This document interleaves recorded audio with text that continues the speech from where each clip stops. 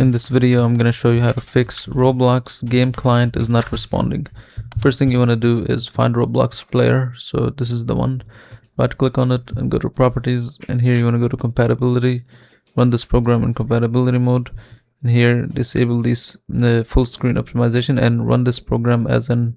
So here, as you can see, you want to disable full screen optimization, run this program as an administrator, click apply and OK.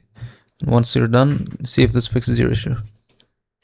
Now let's say this is still causing issues. What you want to do is go here, type in control panel, and here you want to go to programs, and you want to find Roblox player and Roblox studio. So you want to basically uninstall them and reinstall them. So once you find them here, for example, let's see if I can find them.